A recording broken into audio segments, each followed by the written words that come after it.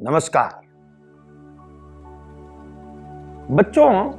दुनिया में ऐसा शायद ही कोई इंसान होगा जिसे कभी गुस्सा ना आता हो। क्रोध या गुस्सा इंसान की एक ऐसी भावात्मक अवस्था है जिससे सभी मनुष्य किसी न किसी समय पर जरूर गुजरते हैं। सबको कभी ना कभी गुस्सा आ ही जाता है और आता है।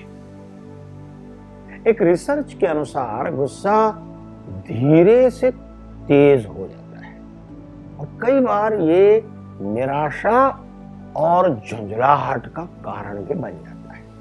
लेकिन कुछ ट्रिक्स हैं जिसकी मदद से इस गुस्से को कम जरूर किया जा सकता है।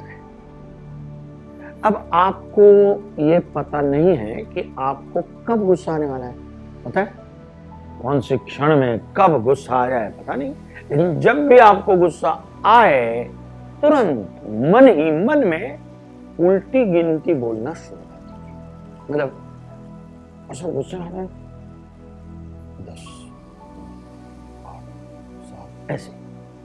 जी हाँ, ये एक कारगर तरीका है गुस्से को कम करने का। दूसरा उपाय है आप तुरंत उस सिचुएशन से दूर हो जाइए। ये थोड़ा मुश्किल जरूर है। अगर आपने ये मन में ठान लिया है कि मुझे कुछ भी हो जाए गुस्सा नहीं करना है, तो आपको तुरंत उस स्थान से दूर जाने की जरूरत है। तुरंत हट जाओ वहां से। ऐसे कई योगासन हैं, प्राणायाम हैं जो आपको एंगर मैनेजमेंट में मदद करते हैं। ब्रीदिंग टेक्निक्स की प्रैक्टिस करेंगे तो इससे आपका गुस्सा जो है, आपका क्रोध जो है वो काबू में आ जाएगा और आपके अंदर पॉजिटिविटी, सकारात्मकता, एक नई ऊर्जा का संचार हो जाएगा। ट्राई करके देखिए। शांत मुद्रा में हाथ पैर सीधा करके लेट जाए, हथेलियां ऊपर की ओर खुली हों और फिर आंखें बंद करके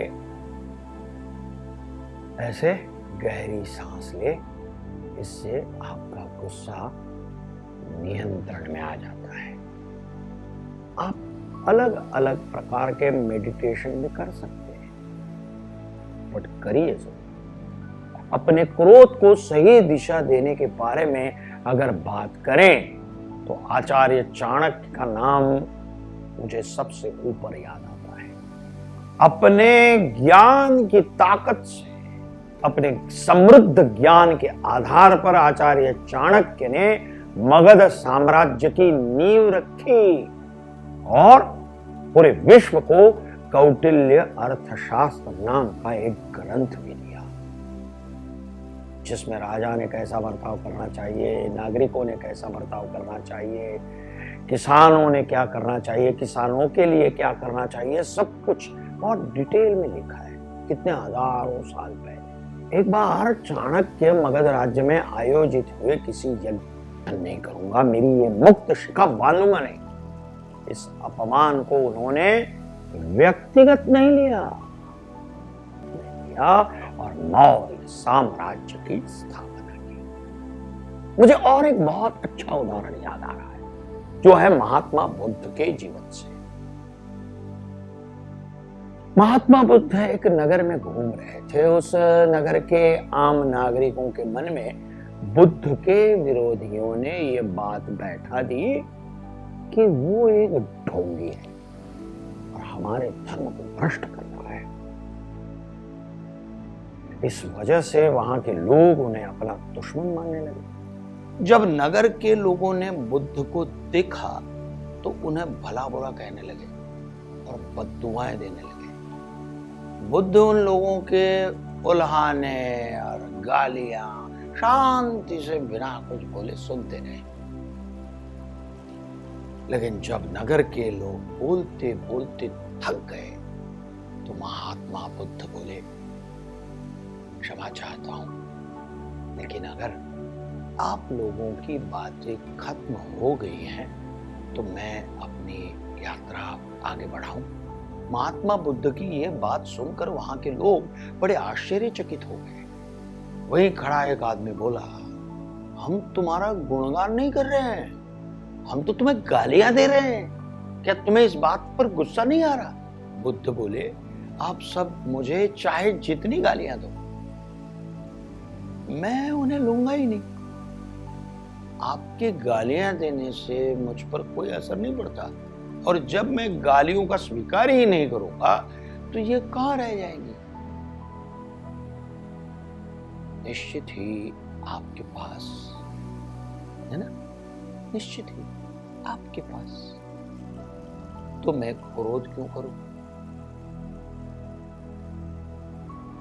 इतना कहकर बुद्ध मुस्कुराए और वहां से चले गए। याद रखें, एक पल का क्रोध आपका संपूर्ण जीवन बर्बाद कर सकता है, खराब कर सकता है। गुस्से का सीधा कनेक्शन आपके ईगो से होता है। अक्सर आपने देखा होगा, जहां कहीं भी लड़ाई हो रही हो दो लोगों के बीच में, उस वक्त उन दोनों का ईगो एक दूसरे से टकरा जाता है, और इसीलिए वो लड़ाई बढ़ जाती है। इसलिए अपने अंदर के बेवजह के ईगो को ना पालें। इसमें एक तरीका और भी है कि बात को समझे। क्या सच में गुस्से की वजह वो दूसरा इंसान ही है, या आपके सोचने का तरीका तो गलत नहीं है? एक बार शांति से सोचिए, आपका गुस्सा खुद ब खुद शांत हो जाएगा।